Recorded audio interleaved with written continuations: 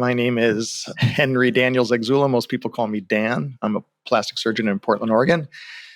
When you do a breast augmentation on a patient and you put the implants under her pectoralis muscle, then that muscle will forever be somewhat changed because of the presence of that muscle. You have to cut some of the pectoralis muscle to get the implant under it.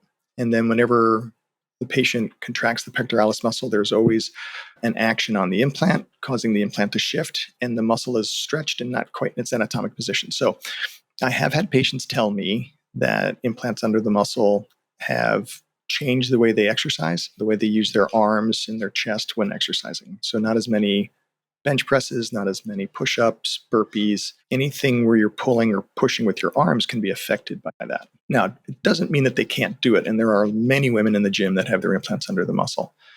But if you ask those patients, do your breasts move when you contract your pec muscles? And they almost always will say, yes, it does.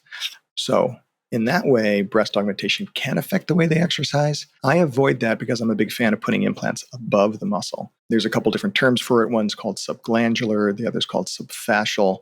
There's a thin layer of connective tissue called the fascia above the muscle, and I do try to preserve that. And when I'm doing above the muscle breast augmentation, I try to put the implant under the fascia.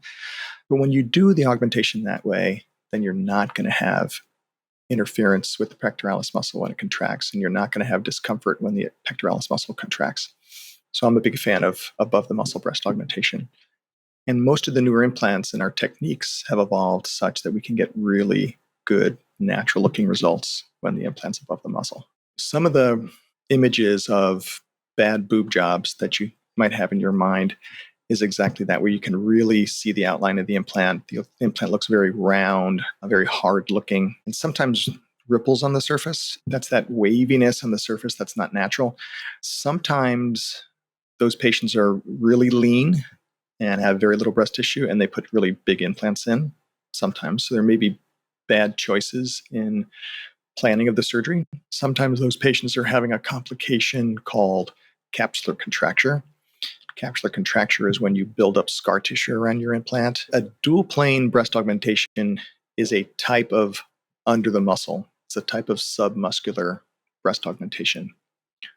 But what makes it a dual plane is that they release the muscle from the overlying breast tissue so that the muscle retracts up higher on the breast, and then only the upper part of the implant gets covered by muscle, and the lower part of the implant is really just behind the breast tissue. That's dual plane. So partly under the muscle on the upper part of the breast, and then partly behind the breast in the lower part.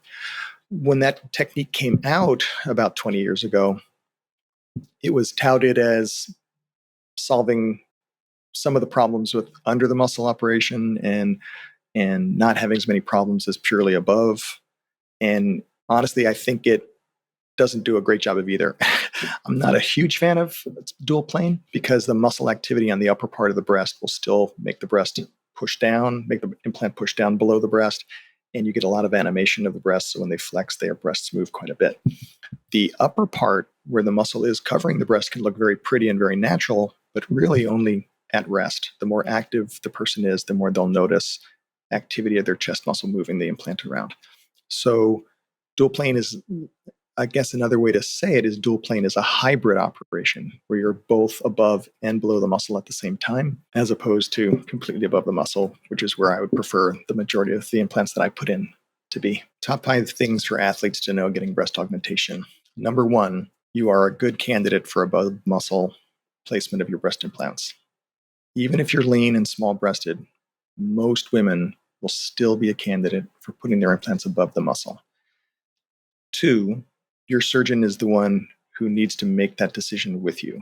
You need to be evaluated by a board-certified plastic surgeon and have a careful breast exam to make sure that that operation is going to be the right one for you, but only in the situation where patients are very lean and really have no breast tissue are situations where we might consider going under the muscle, at least in my hands. If you go under the muscle, there will likely be some movement of your implants with your pectoralis when you contract your pectoralis muscle, such as doing push-ups or doing bench presses. And that won't happen if we're above the muscle, which is one of the big reasons why I like to go above the muscle. Another thing would be With an implant that's above the muscle, you can be as active as you want to be.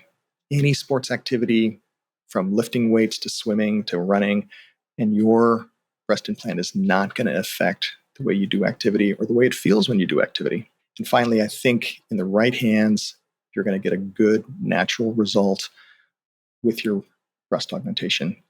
The implants that are new to the market and the techniques that have evolved over the last 20 years allow us to put implants above the muscle and get really natural, beautiful results above the muscle or below the muscle. But hopefully you can do it above the muscle, because I think the athletic patient will appreciate the position above the muscle more.